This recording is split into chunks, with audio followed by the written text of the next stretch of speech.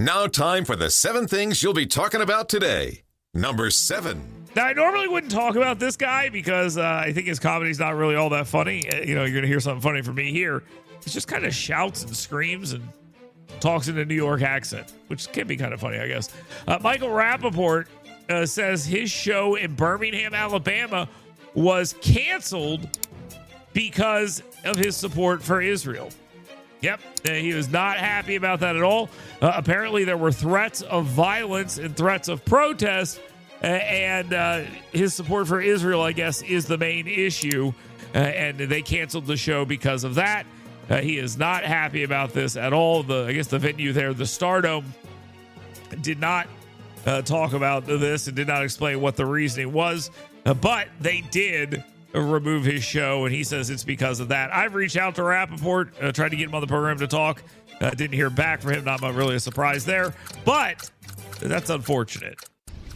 Number 6. Speaking of anti-Israel activists, not only are they shutting down comedy shows, but Mahmoud Khalil. This is the guy who the Trump administration said, hey, maybe we should let this guy run around on college campuses stirring up anti-Israeli, anti-American, anti-West sentiment. So maybe it's a bad idea to invite this guy into our country and then let him stay here. Why don't we put his ass out? And of course, the American media and their Democrats were like, no. Well, maybe we should let him stay. He sounds awesome.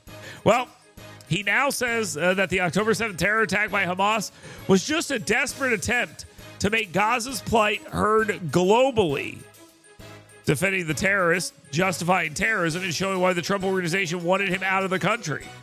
Not much of a surprise. We already knew he believed this kind of stuff, but it's kind of interesting to see him saying it after people said, no, he was never justifying terrorism. He absolutely was, and he supports terrorism. And by the way, terrorism, maybe it works.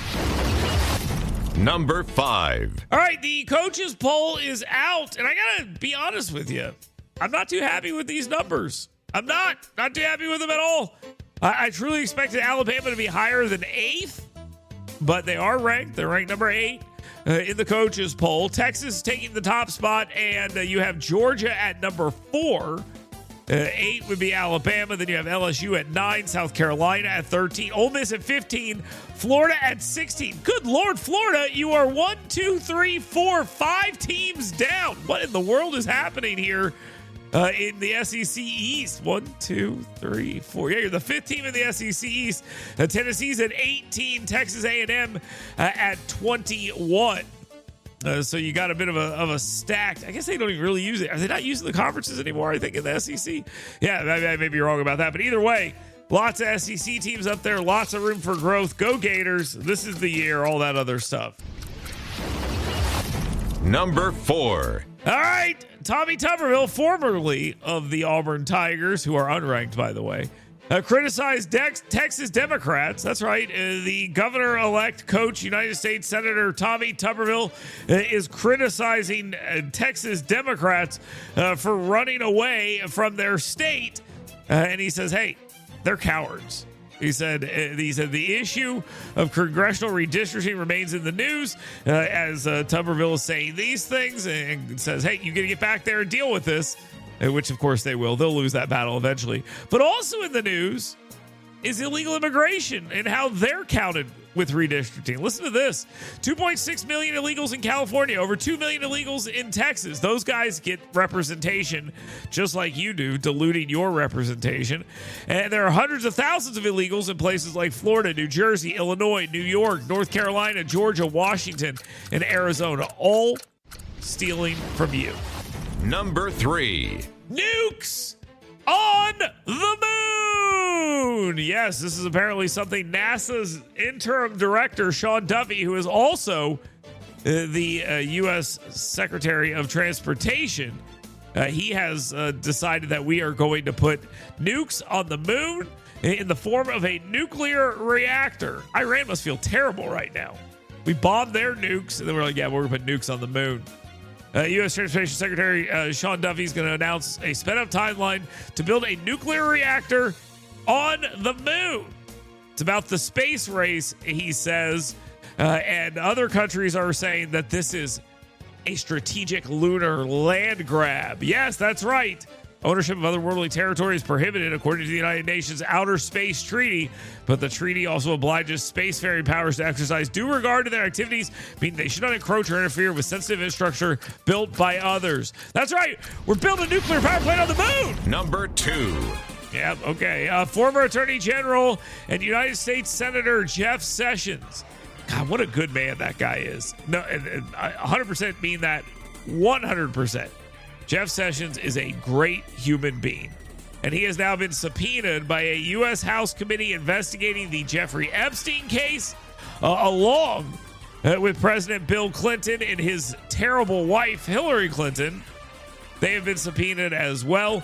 Many others have been subpoenaed, and this is probably going to be something where they decide we're not actually going to show up. We're not going to do that, so they're going to have to hold them in contempt.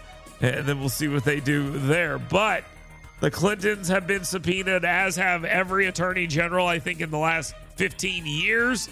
All of these individuals, they want to talk to them and figure out what they know. Maxwell is saying that, we're not going to talk anymore really about this at this point. And no transcripts. Time for the number one thing you'll be talking about today. A very interesting thing has happened over the last couple of days, and they surround Representative Shamari Figures. He is talking on immigration, saying Democrats must secure the border. Now, that's interesting because I have not ever seen Shamari Figures say we need to secure the border. It's interesting. He says that Democrats need to get involved and play a role in this. He says you have to secure the border. He criticized Republicans. He said the reality for Republicans is that an overwhelming majority of immigrants, the high 98+%, are people who are not causing problems, are not committing crimes. They are not rapists and killers. They are workers who many of you have employed. Okay, I don't know if that's true, but he was talking to a room full of business leaders who probably should have been arrested if they're out there employing illegal immigrants. But he's mad about the crackdown. So he's doing this thing where he says, hey, we need to get out there and hire all these employers. And the Department of Homeland Security, we need to hire more illegals, I guess. The Department of Homeland Security said, yeah, that's not true. 70% of the arrests ICE have made are criminal illegal aliens. We're continuing to go after the worst of the worst, including gang members, pedophiles, terrorists, and rapists. Meaning 30% of those picked up are people who are just illegal and are hanging around other bad actors. That's what's happening. So 30% that, 70% are the criminals they're talking about here when it comes to gang members, pedophiles, terrorists, and rapists. Now, I will also point something else out. Donald Trump saying stuff I'm not a big fan of, and you guys shouldn't be a big fan of either. Donald Trump yesterday said that he thinks undocumented immigrants, that's not the word to use, but that's how the media is framing it, are very special people who do farm work that inner city people won't. He made that remark on CNBC, and it is about an idea that they should allow illegal immigrants to stay in the country and do farm work. So sort of an indentured service situation. Now, here's my idea. Okay, you ready? This is just my plan. You can tell me if you like it. Here we go.